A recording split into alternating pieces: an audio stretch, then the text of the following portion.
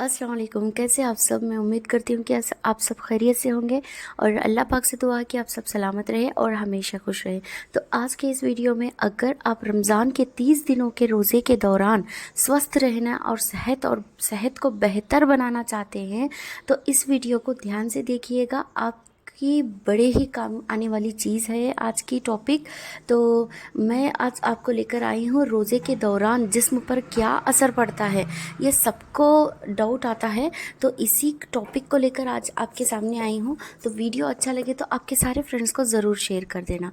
तो सबसे पहले 2 रोज़े जो होते हैं ना, पहले ही दिन ब्लड शुगर लेवल गिरता है, यानी कि खून से चीनी का नेगेटिव असरात का दर्जा कम हो जाता है, दिल की धड़कन सुस्त हो जाती है और खून के दबाव कम हो जाता है, यानी कि बीपी एकदम से अचानक से गिर जाता है।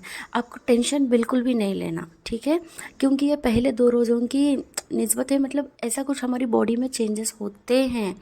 और नेक्स्ट ना, नसें यानी कि हमारे जो नर्व्स हैं जमाशुदा ग्लो मतलब ग्लाइकोजन को आज़ाद कर देते हैं, जिसकी वजह से ना जिस्मानी कमज़ोरी और एक जिस्मानी कमज़ोरी का एक एहसास उजागर हो जाता है।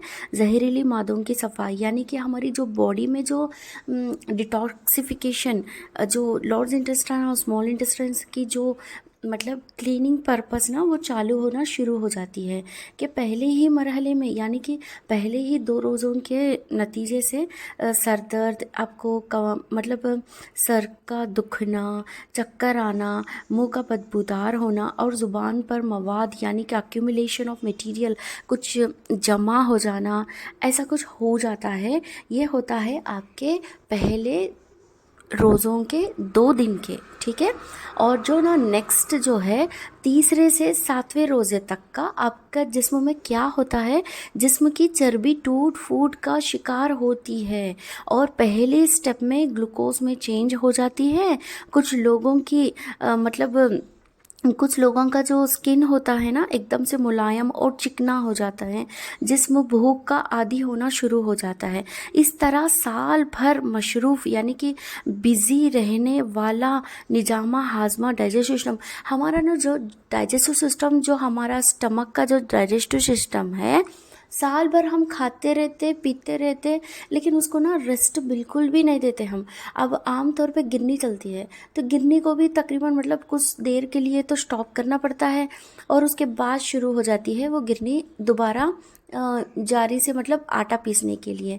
तो हमारा जिस्म भी कुछ इस तरह का ही बनाया हुआ है। हम ना पूरा साल हम एकदम से खाते हुए रहते हैं, उसको भी रेस्ट चाहिए ना, हमारे जो डाइजेस्टिव सिस्टम है उसको भी रेस्ट, आराम की ज़रूरत है। तो इसके लिए ना अल्लाह ताला हमारे जिस्म को ना आराम, यानी कि हमारे जो डाइजेस्टिव सिस्टम को ना आराम करने के लिए ये रोज़ों का बंदोबस्त किए हैं और जिसकी उसकी सख्त ज़रूरत थी खून के सफ़ेद जरसम, यानी कि हमारी जो बॉडी में ब्लड सेल्स रहते हैं, 2 रकम के सेल्स रहते हैं, रेड ब्लड सेल्स और वाइट ब्लड सेल्स। इसमें ना जो वाइट ब्लड सेल्स में ना और क़ुव्वते मदाफ़त यानी कि इम्यूनिटी पावर ना हमारी इजाफ़ा हो जाती है। हो सकता है कि रोज़ेदार के फेफड़ों के मामूली तकलीफ़ हो, यानी कि उसको ना तकलीफ़ होना शुरू हो जाता है तीसरे से 7वें रोज़े तक। आप बिल्कुल भी टेंशन मत ले, ठीक है। रोज़ेदार के फेफड़ों में ना मामूली तकलीफ़ हो इसके लिए कि जहरीली मादों की सफाई का अमल शुरू हो चुका है। अंतड़ियाँ ना, हमारे जो अंतड़ियाँ रहते हैं 2 वाले, यानी कि बड़े वाले और छोटे वाले अंतड़ियाँ, इंटेस्टाइन बोलते हैं उसको इंग्लिश में, और कोलोन की मरम्मत का काम शुरू हो जाता है। जो कोलोन किसे कहते हैं, जो लार्ज इंटेस्टाइन का एक पार्ट होता है उसको कोलोन कहते हैं। इसकी ना मरम्मत शुरू हो जाता है, अंतड़ियों के दीवारों पर जमा मवाद ढीला होना शुरू हो जाता है, मवाद यानी गंदगी, ठीक है। और जो ना नेक्स्ट 8वें से 15वें रोज़े तक हमारा जिस्म क्या करता है, आप ध्यान दीजिए। आप पहले से ना तवाना यानी कि एनर्जेटिक, कुछ अच्छा एनर्जेटिक महसूस करते हैं, दिमागी तौर पर ना चुस्त और हल्का महसूस करते हैं।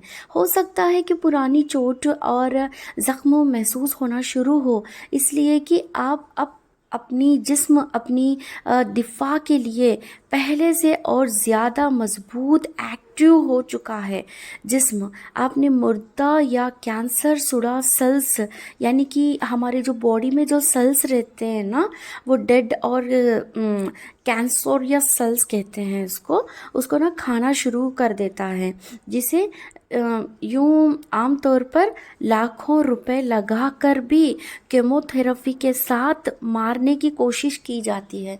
ठीक है, आपको बिल्कुल भी डरना नहीं है। 8वें से 15वें रोज़े तक जो हमें पुराने ज़ख़म होते हैं ना, उसका ना मतलब एकदम से दर्द होना शुरू हो जाता है। आप बिल्कुल भी डरिए मत, हमारा ना बॉडी एकदम से काम होना शुरू हो जाता है। ठीक है, और ना नेक्स्ट 16वें से 30वें रोज़े तक ये जो आखिरी जो रहता है रोज़ों का, ये देखिए क्या काम करता है हमारे जिस्म में।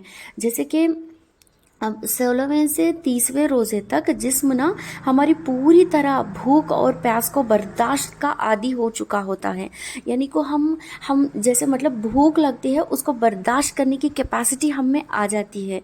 आप अपने आप को चुस्त चाक और चौबंद महसूस करते हैं, एकदम से इतना एनर्जेटिक फील कर देते हैं ना आप अपने आप को ना 16वें से 30वें रोज़े तक। इन दिनों में आपकी ज़ुबान बिल्कुल साफ़ और चेहरे पर चमक आ जाती है। सांस भी सांस में भी ना एकदम से ताजगी आ जाती है। जिस्म के सारे जहरीले मादों का खात्मा हो चुका होता है। निज़ामे हाजमा यानी कि हमारे जो डाइजेस्टिव सिस्टम की मरम्मत हो चुकी है। जिस्म से फालतू चर्बी और फासिद मादों इर्रेगुलर सब्सटेंस जो हमारे जिस्म में जो गंदगी होती है वो एकदम से साफ़ हो चुकी होती है का इखराज हो चुका है।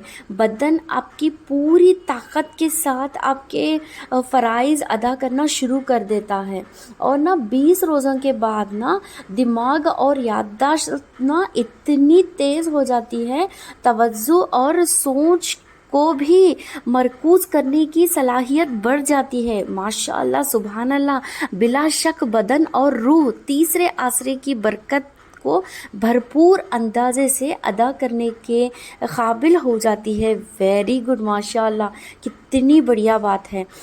तो ये ना दुनिया के फ़ायदे रहा, जो बेशक हमारे खालिक ने हमारे ही भलाई के लिए हम पर फ़र्ज़ किया, मगर देखा कि इसकी रहमत का अंदाज़ा करीमाने कि उसके अहकाम मानने से दुनिया के साथ साथ हमारी आखिरत भी संवारना भी बेहतरीन बंदोबस्त कर दिया है। सुभान अल्लाह, सुभान अल्लाह। देखिए कितना प्यारा मतलब अल्लाह ताला ने हमारे लिए किया है, जो पूरे साल भर हमें हमारी जो बॉडी की मरम्मत ना सिर्फ 30 दिनों में हो जाती है ना। बहुत ही कमाल की बात। रोज़े के दौरान जिस्म पर क्या असर पड़ता है ये आपको इस वीडियो में मालूम हो गया होगा। अगर आपको वीडियो कुछ भी थोड़ा सा भी आपको फ़ायदेमंद लगे तो सवाब जारिया के तौर पर आप अपने सारे फ्रेंड्स को please please please please share कर दीजिएगा। अगर आप मेरे चैनल के नए हैं तो सब्सक्राइब करना बिल्कुल भी ना भूलिएगा।